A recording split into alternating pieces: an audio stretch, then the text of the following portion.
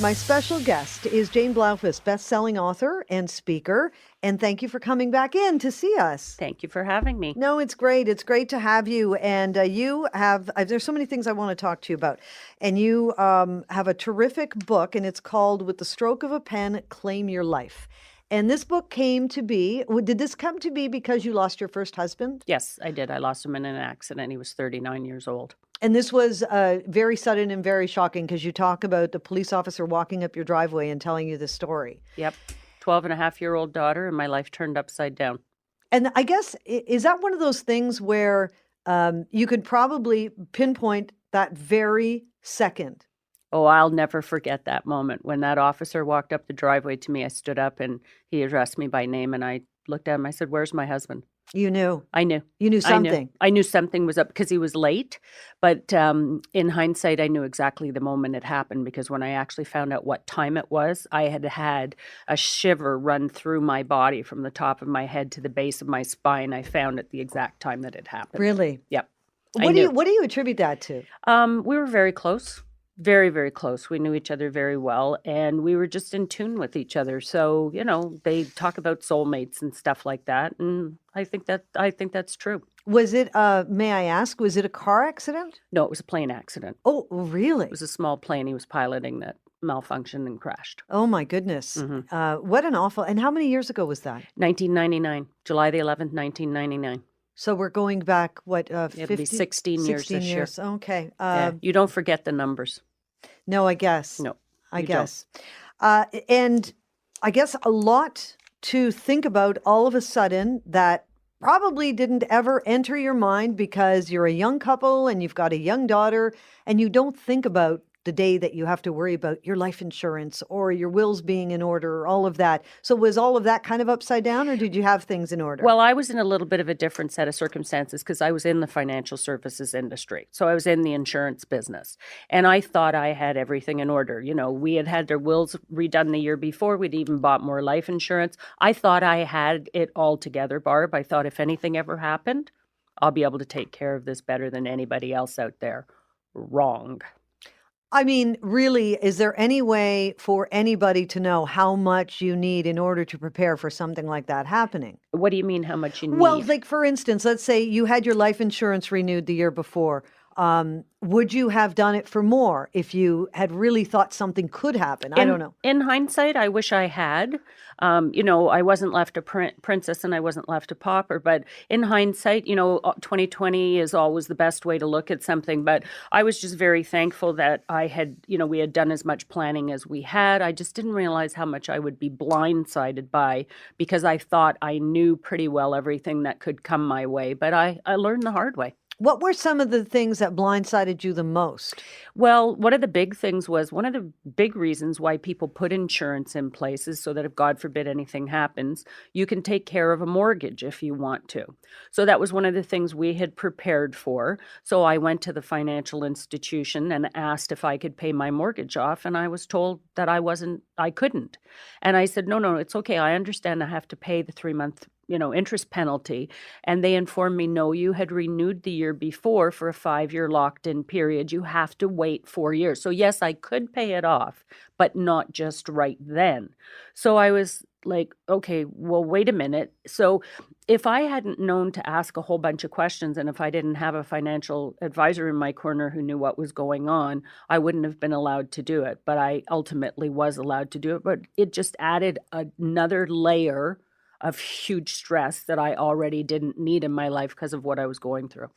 One thing, and I haven't at all talked about this on the air, and in days to come, I probably will. It was very fresh to me last week, but we lost someone in our family. One of my aunts died just over a week ago. Thank you. And what amazed me, I helped my mom and some of the other relatives do the funeral arrangements and all of that. And what amazed me, being that close to it for the first time, and going through all of that, dealing with the funeral home, it's just how much needs to be done right away. And to think of someone being in that kind of shock and having to do all of that, it's astounding. When I did my research for the book, I talked to a number of funeral directors, and one of them informed me that on average, there are 96 different decisions you have to make when planning a funeral. 96. I couldn't make a decision when my mother asked me if I wanted peas or carrots for dinner. And here I was planning a funeral. He was 39 years old. He thought he was immortal. So whenever I brought the situation or the subject up, he always turned it around so it was me going and never him. So I didn't know what his wishes were. Oh, interesting. So I blindly planned a that- funeral and hoped. We're talking about courageous conversations. I mean, that's one in order to have, talk to your spouse about what do you want. No one wants to have that conversation. No, you don't, because you go into marriage, into life, and through life thinking it'll be a long, a happy, a healthy, and whatever. And, you certainly don't think that somebody who's 39 years old is going to walk out the door in the morning and never come home again. And because I find that and please, gentlemen, don't get upset with me, but I find it's a conversation that men are less likely to want to have. And I don't know what it all stems from, but, a lot of women would like to know the answer to these questions, but they're reluctant to bring it up because they don't know where the conversation will or will not go. Do you think women are more willing to say, I want to make sure to have this done or that done after I'm gone? Reluctantly. Most people, nobody wants to sit around and talk about this. Friday night conversation is not, over drinks and dinner about, okay, so what would you do if you died tomorrow or became terminally ill tonight? That's a great way to shut down a conversation or clear a party. But this is just something that I know for all my years of experience in the work that I've been doing is usually when you get the conversation started, it's often hard to get it stopped. Ooh. Because it's almost like there's been this huge weight lifted off somebody's shoulders. It's like a dam has opened because a lot of people are thinking it but are afraid to broach it. I think, and some of us have to get over this superstitious feeling that, if we don't talk about it, it won't happen. Yeah. Oh, don't talk about it. Please don't talk about it because it's going to happen. Well, we all know there are two things in life that are certain, death and taxes. So inevitably, they both happen. All right, we're going to continue our conversation with Jane Blaufus. And if you have any questions for Jane, we're talking about courageous conversations. We're talking about discussing money with your children. She's a 25-year veteran of the insurance industry. Any questions along those lines, please give us a call, 416-872-1010, Star Talk, star 8255. Text us at 71010. You are listening to The Night Side. All right, welcome back to the show. My guest is Jane Blaufus, best-selling author and speaker. The book is With the Stroke of a Pen, Claim Your Life. It is a bestseller. Did it become a bestseller quickly or it sold out very quickly? The first edition sold out quickly, and the second edition was released with a new foreword by Patty Levitt-Reid from CTV National News, chief financial commentator, and since then has gone bestseller. And congratulations on that. You. And the book, now I haven't gotten my hands on one yet, but I will. And the book includes a checklist. Yes, there's actually a 30-page checklist in the back of the book. Because what happened, Barb, was I wanted to share the story, but I didn't want people just to feel empathy or sympathy and walk away, pat me on the arm, say, I'm sorry for your loss and walk away. I really wanted to affect change. I wanted to get these courageous conversations that you have been referring to going. And I knew from all of my years in the financial services industry, and as we've already alluded to, people are scared to death about talking about this. Yes. I wanted to take the fear away. I wanted to take that huge, ugly financial planning elephant in the middle of the room and help people to eat it one bite at a time. So I did that by equipping them with questions and knowledge to help them to engage financial advisors. How do you talk to lawyers? How do you talk to accountants? How do you talk to a funeral prearrangement specialist? So I did 2 years of research, and that's what the checklist at the back of the book is all about.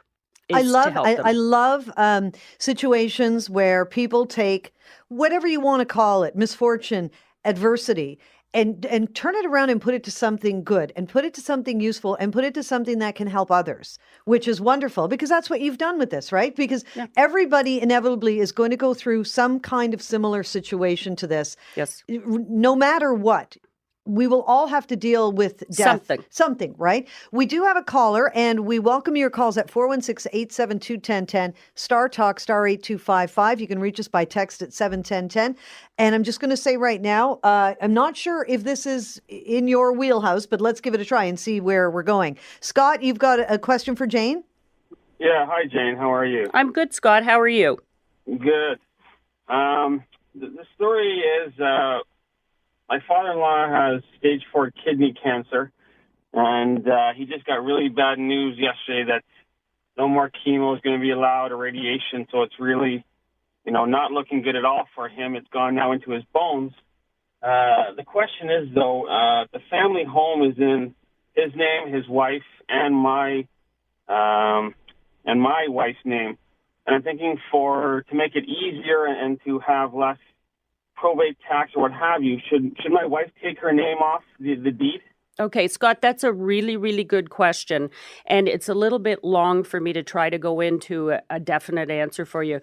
I'd like to highly recommend to you, do you have a family lawyer that you're working with? Yes. Okay, this is a really good question that you've brought up, and it's one that you should go and seek advice from your lawyer about to make sure that you're getting up-to-date, spot-on response. And I'm really, really sorry to hear that. Yes. I wish you and your family nothing but the best, and I hope that you really have an opportunity to spend whatever time he has left doing the things you need to do, which is just giving him all the love you can. Well, thank you, and my heart goes out to you. That story, that must have been really tragic when that officer gave you that news. So I've never met you, but my heart goes out to you, and thanks for your support. Thank you, Scott. That was wonderful. And if anybody is just tuning in, we should remind everyone, your story is with the stroke of a pen, claim your life. You worked for many years in the insurance industry. Were you working in the insurance industry when this happened? Yes, I was. So you're in the driveway and a police officer gets out of the car, walks up the driveway. You knew it was something to do with your husband. And he tells you that your husband has been in an accident. Well, yes, he told me that, yes. And as I said, he addressed me by name and asked me if we could go inside. And I said, no, where's my husband? He addressed me by name a second time and asked me to go in the house. And in my mind, I had this crazy notion that if I didn't let him through the doors and in my house, he wouldn't tell me what I knew he was going to tell me. Right. Because police officers don't come into your cul-de-sac, engage your neighbor, come over to your house with tears in their eyes to tell you that, I don't know. Your sticker on your car is expired. Has expired. Yeah. It's bad news. And I tried to find this police officer for weeks and weeks after it happened. I tried to go to the police station to thank him personally, and I never caught him on shift. So finally, I wrote him a letter. And I left it with his police captain, and I told his captain what he had done for me. It was the first death notice he had ever had to do, and it just about did him in, apparently, because it was heart-wrenching for him too. The interesting point you said about not, in somewhere in your mind, not wanting to let him into the house because then it would make it real. I read about a woman once, and funny, very similar situation. A husband died in a plane accident, and she had a daughter, and when she found out, it was at night, and the daughter was sleeping, and she refused to wake up the daughter until the girl naturally woke up in the morning because she said this is the last good sleep she's going to have, knowing she has a father. My daughter wasn't home. My daughter had been put on a plane that morning to go out west to visit my parents for 5 weeks for the summer. Oh. My mother, my father, and my daughter had to take 3 planes home from Victoria to Winnipeg the next day. Can you imagine what it was like for my daughter? And the interesting thing is, we talk about this a lot. My daughter has written her own chapter in the book, Chapter 8, called Daddy's Little Girl. She finally confessed to me about 3 months ago that there is an Air Canada plane somewhere that has holes in the arms of the seats because she put her fingernails through them. Wow. My daughter's now in her late 20s.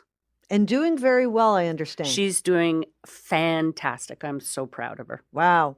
Your story is so interesting, and we are going to continue on and talk about some of the things we mentioned earlier, which is discussing money with your children and courageous conversations we should be having with our parents. We continue our conversation with Jane Blaufus. You're listening to The Night Side on In-Depth Radio, Newstalk 1010. Welcome back to the show. We continue on with our amazing show this evening. Lots still to come. After 9:15, Dr. Teresa Belton will join us from England. She's the author of Happier People, Healthier Planet. We talk about the 8 steps to feeling happier. And right now we've got Jane Blaufus with us, best-selling author, speaker, coach, contributor to the Huffington Post. Such an interesting story. we've talked about it. The book is With the Stroke of a Pen, Claim Your Life. You mentioned you didn't write it to make money. You wrote it to prevent other people from going through what you did when your husband was tragically killed when he was 39 years old, and it was very unexpected, and you had a 12-year-old daughter, and trying to figure out where to go from there and what to do. And you're helping other people wade through a lot of that stuff that you had to figure out. I just decided that with all my knowledge, with all my expertise, with everything I knew, if I had been so blindsided about what happened, what did the average person go through? So I decided I wanted to pay it forward.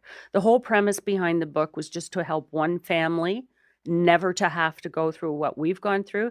This has taken on a life of its own. Amazing. Good for you. And you are a guest speaker. We've got a lot of people lined up to ask you questions. 416-872-1010, Star Talk, star 8255. You can reach us by text at 71010. Wayne has been waiting a few minutes, and we thank you for your patience. Wayne, go ahead. Jane, good evening. Hi, how are you? I'm good, Wayne. How are you? Not very good. Oh, no. I have very, very bad lung cancer. Oh.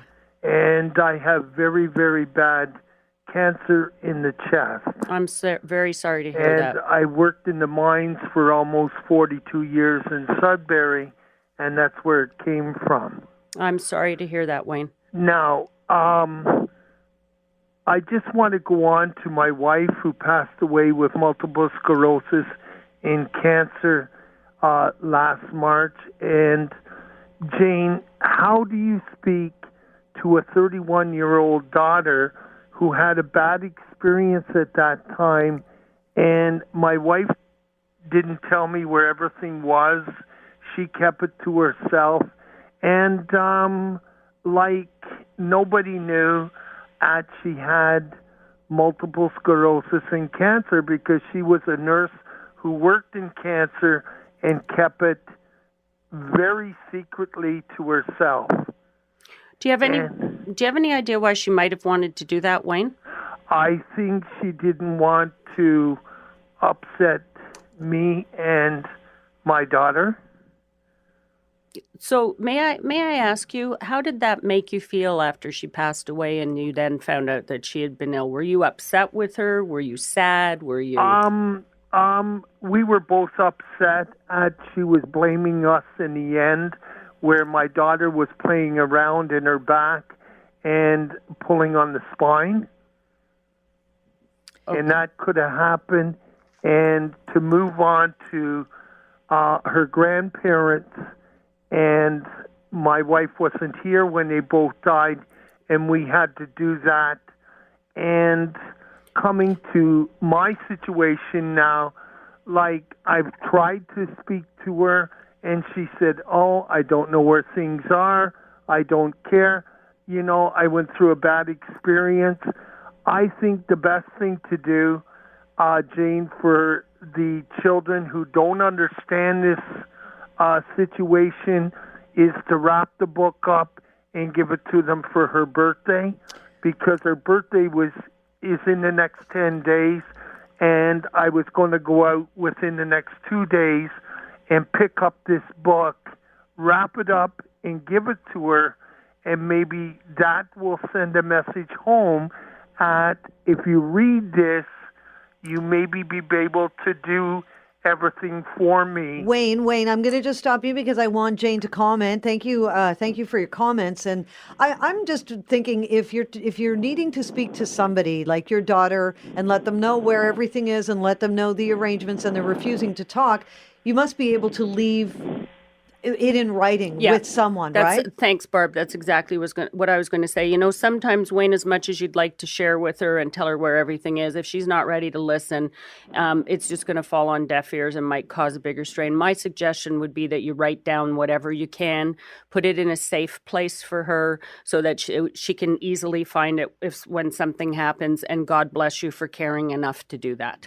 Thank you, dear. Okay, Thanks my for the thoughts call, and prayers Wayne. are with you. Very difficult situation, because I can imagine, you know, in some cases you've got a situation like you went through with a sudden death, very unexpected, and then you might have people who are ill, but the family still does not want to acknowledge that. And I had a friend that this happened to, and in the final weeks, her mother, who was ill, was telling her what her wishes were after she died. And my girlfriend, God love her, listened, but she didn't want to hear it. No, we don't want to hear it because you know that there's a finality about it. And the other thing I find often is people are afraid to talk about it because they think they'll upset the person who's ill or Right. has a short lifespan left.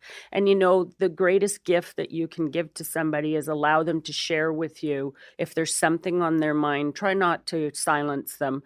Let them talk to you about it. And it's as hard as it is for you, I can guarantee you it's even harder for them to be sharing this with you. Let's go back to the phones. We've got Millen on the line. Millen, welcome to the night side. Go ahead with Jane Blaufus. Hi. Hi. Okay. I have a quick, small question. I'm running 58. My wife is running about 53. Well, as of now, everything, we are both hale and hearty. We have 2 daughters. What is the best time or period as to when I should have my will prepared? Yesterday would have been soon enough. I knew you were going to say Is that a quick enough answer for your quick question? Oh my God. You know what? Don't put this one off because, you know, you might have heard the whole story or not the whole story. I didn't think that my husband wasn't coming home, and neither did he. So wills, you're not going to go into the lawyer and walk out of the office with the will finished. They take time. So would you please go tomorrow? Okay. Please. It will be the greatest gift you can give your wife and your children. I can guarantee you that. Millen, thanks a lot for the call. I mean, we've had this discussion so many times on the night side. Les Kotzer is our wills lawyer, and we talk about it all the time. And that really does hit home and should for everybody. You really cannot put that one off. No, that's one thing you cannot. And unfortunately, he probably knows the stat exactly to the T. But, about half of Canadians don't have them. And it's not, in hindsight, there's a really good term that I've heard, and actually it comes from somebody very close to me. You can prepare now or you can pay later. Mm-hmm. And preparing now is so much less expensive, both from a monetary and an emotional standpoint, because when chaos exudes, doesn't matter how much money you have, there's usually not enough to fix it, and it certainly doesn't take away the hurt. This may not be something you can speak to, but I'd like to ask you this one as well. If people are in a position to do so, would you recommend that they prepay funerals? Yes, I would, most definitely. It saves a lot of hardship for the family, right? It saves a lot of hardship, headaches, fighting, internal family fighting. It saves so much agony, and it allows you to just get on with it. And that way, my husband, as I mentioned, wouldn't talk about it. So there I was blindly sitting there trying to plan this funeral.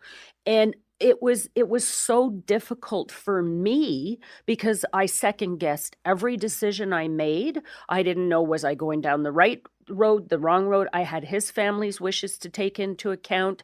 I couldn't, I was in a fog. So the best thing you can do is pre-plan. After my husband passed away, I begged my parents, who are both now gone, I begged them to pre-plan their funerals, which they lovingly did. After my father passed away, one of his wishes was that he wanted his ashes spreaded. My mother couldn't bring herself to do it because she would have nothing left of him. So we had a family discussion, my sister, my mother, and I, and she says, do you think your father would be upset if I didn't do this? And we said, what's important to you? Because the one thing people have to realize, Barb, funerals are for the living. Mm-hmm. So we said to her, you do whatever makes your heart less heavy. So we went to the cemetery and we arranged a burial place for him and one for her. My mother died 1 year and 21 days after my father. Her funeral was prearranged. I had moved her from Victoria to Ontario. All I had to do was pick up a card that had a 1-800 number and call, and they took care of everything. It was all done, and we just had to go to Victoria for the funeral. Because it's so difficult in the days after. It is so difficult, and to think of having to plan everything from the very beginning, it's just overwhelming. It's impossible. Plus, do you have children? My daughter was 12 and a half. There's certain times you want to engage a child and other times you don't want to engage a child. One of the questions I asked her, and it was a very difficult question, was, do you want your father to be buried underground or do you want him? And I didn't even get the second part out. She says, don't you dare put my daddy in the dark. So we made a decision together, and her father sees the sun every day, sees the blue sky according to her, and that made her heart at rest. And I guess you know what? There are certain things that 12-year-olds are capable of, and you engage them to the point that they are able to be engaged. Yep. Because, yeah, that's just an awful situation. I love that you're sharing it because other people can learn from it. When we continue on, we are going to then discuss courageous conversations we should be having with our aging parents and discussing money with your children. It is Jane Blaufus with me, best-selling author and speaker, contributor to Huffington Post. I'm Barb DiGiulio. You're listening to The Night Side. Welcome back to the show. My guest is Jane Blaufus. She's a best-selling author. The book is With the Stroke of a Pen, Claim Your Life. She is also a great speaker and contributor to the Huffington Post. And we are going to discuss courageous conversations we need to have with our parents. Before we get to that, we've got Jeff on the line. Hi, Jeff. Go ahead with your question. Well, it's more of a statement. It's not necessarily having conversations with your kids, but you've got to listen to your kids as well. Ironically, 9 years ago tomorrow, my mom died. And prior to her death, I said, you need to change your will. Well, why? You need to protect me from Tim. Oh, your brother will always treat you nicely. I ended up in court and was sued for a train set that I won in 1959 because she didn't change her will. And so it's most important that the parents listen to their kids because that'll give them a different perspective. It's not just from a parent's eyes that they've got to look at what their offspring are capable or willing to do. And you know what, John, that's a really, really good, Jeff, that's a really good point. And that's why one of the things that I also suggest is that there are family meetings to talk about this sort of thing. So yes, parents can listen to their kids as well. So great point. Thanks for bringing it up. So what are some of the questions or things we should be talking about with our parents, these courageous conversations that you speak of? Well, one of the big things, we know that people are living longer today. And unfortunately, sometimes that, brings about, there's great medical advances and all of that. But unfortunately, sometimes people live longer than they would have had in the past. So sometimes they run out of money. So one is a question, what's your retirement planning look like? And on the other flip side, because people are living longer, often they're living longer with chronic medical issues. So is there long-term care in place? You can wipe out your resources if there aren't plans put in place to make sure that your parents have enough money in retirement, or there's long-term care in place if they're no longer able to live within the home and look after themselves. Can anybody have that conversation with their parents without it seeming like you're suggesting to your parents that they may not have long to live? No. Well, you know what? That's a very interesting question. It's a delicate conversation. So it's not something I would recommend you have out of the blue. That you suddenly one day, oh, by the way, Mom, if anything happens to you, do you have enough money to live on? This is something that you sort of have to work up to. I've had a number of people, quite honestly, Barb, give their parents my book and ask their parents to read the book because they've tried to have this conversation and they always come at loggerheads. It's like they get into a fight. So in some cases, I've suggested to them, they've come to me and they've said, what do I do? What do I do? And I said, to give them the book. Give them the book to read and then ask them if you can have a conversation afterwards. So it's like a bit of an icebreaker. It sounds kind of weird, but it's a bit of an icebreaker. And like I said, don't come out of left field with this. You can find an article where, there may have been something in the paper where you can say, Mom and Dad, did you see this article? This brings up some things that have sort of had me wondering for the last little while. Could we sit and talk about this? Because I have some questions I'd like to ask you. And, it's interesting because when we think about our parents and their wills, I think with our parents' generation, they all tended to get their wills done pretty early. So you're Yep. talking about wills that have been sitting there for decades. Exactly. And that's why you have to have a conversation with them as to when was it drawn up, when was it last reviewed, and has it been reviewed by a lawyer? And especially in some cases, a lot of people today have immigrated to Canada from other countries. They might have had a will in another country, which might not act exactly the same way here in Canada. So seeking legal advice and just making sure, and you know what, if everything's fine, it's a case of just, dotting the I's, crossing the T's, and making sure everything's all right. But a will, things have a way of changing over time. So should our personal financial situation, our legal situation, our accounting situation, all of that kind of stuff. You can't just do things today, stick them in a drawer and never look at them again. No, and my husband and I did our wills when our kids were little. So we're talking over 10 years ago. And even at that, we've already revisited them in terms of, because you've always got to keep thinking about, okay, who's the power of attorney? Who's the executor? Does that still work? It may have been somebody at that point that was fine, and now you need to change it for health reasons or for whatever reasons. But it's not a document where you want to do it, set it aside, okay, it's done. You actually do have to revisit it. Exactly. Get a good newspaper article. Find something. Send them a link. They're all like doing email now. Yeah, well, that's the biggest, emerging generation on email and internet and whatever. But if you can't get the conversation started by yourself, if you don't have that kind of a relationship, pull in a third party resource of some sort, or talk about, did you hear that, James down the street has just been diagnosed with terminal cancer. Isn't this somebody? We all know somebody who's going through something. Mm-hmm. And so you can pull that in as a story as well. You're going to stick around for a few more minutes? I'd love to. Thank you. We still have to get to talking about money with our children. We are going to get to it. And more calls if you care to talk to Jane. 416-872-1010. Star Talk, star 8255. Text us at 71010. You're listening to The Night Side on In-Depth Radio, News Talk 1010. We continue our conversation with Jane Blaufus, best-selling author. The book is With the Stroke of a Pen, Claim Your Life. Speaker, coach, contributor to Huffington Post. We're going to move on now to discussing money with your children. If you have any questions for Jane, 416-872-1010, Star Talk, star 8255. You can text us at 71010. I have a couple of text messages I'd like to read for you. Sure. At 71010, I do have a regular conversation with my children about death. I told them that if in case I get very terminally ill, I don't want to suffer, and that would be in writing. In terms of will, my husband has a son from his first marriage. We have two together. I feel like I have to make a separate will for my two children. Ooh, you know what? That's a very interesting question. And I would recommend that this lovely lady speak to her lawyer. I think that's a good idea. Yeah. That's a kind of a tricky one. It is. That's a tricky one, and it's we don't have enough time to go into it, but I would highly recommend, and congratulations for even going there, but I would recommend that you speak with your lawyer about it. All right. Next text at 71010. Just finished teaching a parents' workshop at Darcy McGee on how to teach their kids about money, share learnings from teaching in class program to thousands. So excited to hear Jane. And that's from Tricia Berry, Money School Canada. Oh, thanks, Tricia. And I know the school you're talking about. So discussing money with your children, this is a really important thing. At what age should we start doing this?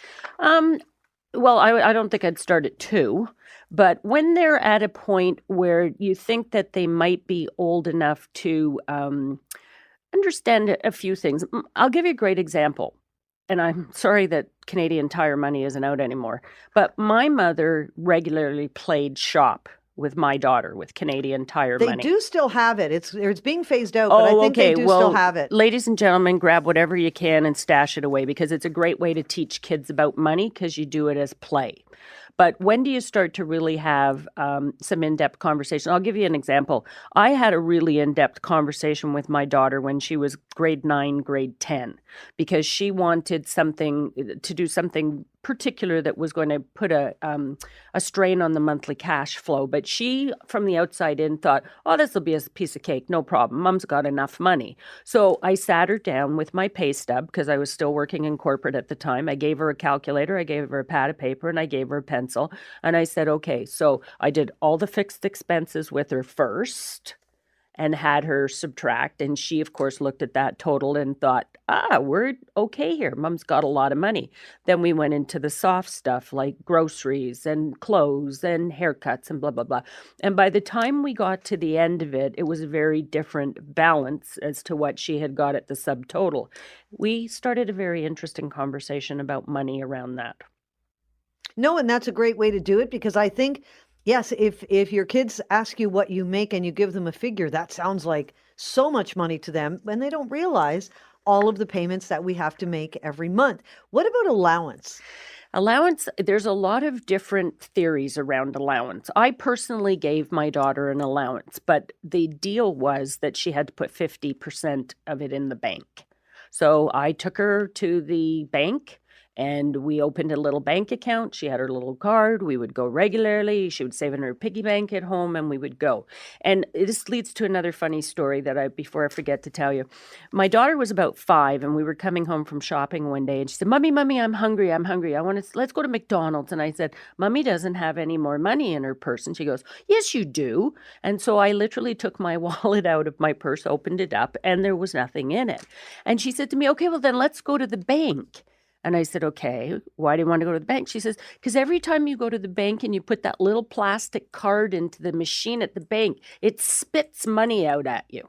And I thought, 5, here we go. Yeah. And I looked at her and I said, well, darling, we need to talk about the fact that Mommy has to put the money in the machine before it comes out. And she cutely said, they let you around the back to do that?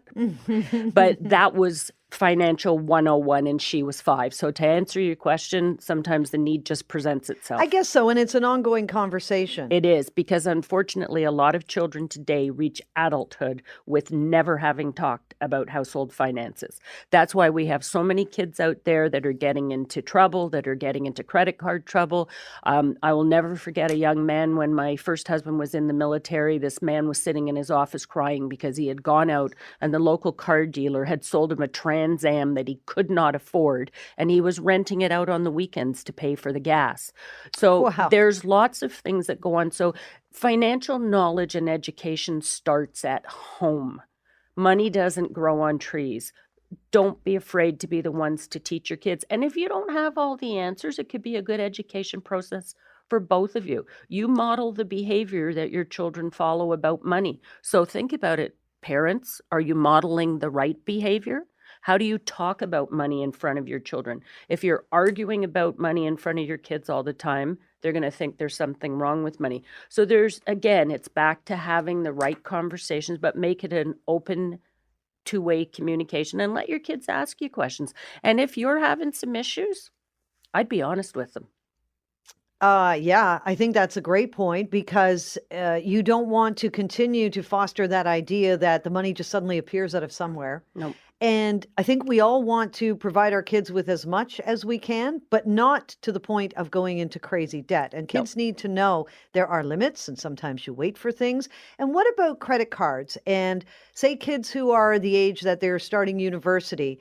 I'm thinking there's a certain point, and I don't know if it's a specific age, but there's a certain point where it's good to get a kid started on a credit card, make some payments on it, or make some charges, put the payment, get that credit rating going, and educate them about the importance of a good credit rating. Oh, yeah. Credit rating is very important because it helps you to buy a house, buy a car, buy a whole bunch of other things. But you also have to be very careful that they have, in my mind, they need a very low limit on it. Yeah. And again, this is, I'd suggest, time, go to the bank, sit down. I had my daughter sit down with my personal banker and go through what her options were and was educated by the banker, not by me. And my daughter makes very wise choices today as a result of it. But what scares me to death is how many times a kid can come home with 5 credit cards that are given out like candy on university campuses, on, fairs and all sorts of things. Talk to your kids about how important this is. My own daughter got into trouble with it. It took her 6 years Wow. to rectify her credit rating. And one of the things she is so proud of now is that she's got the best credit rating she could possibly have. She's a homeowner. She knows her budget. She learned the hard way. It can get out of control very easily. Too All right. easily. Jane Blaufus, thank you so much for this. We'll have you back again soon. I'd love to come back. I've only got about 4 pages that we didn't get to. Is that all? And I think we missed half of what was on every page. I know. It was a great conversation.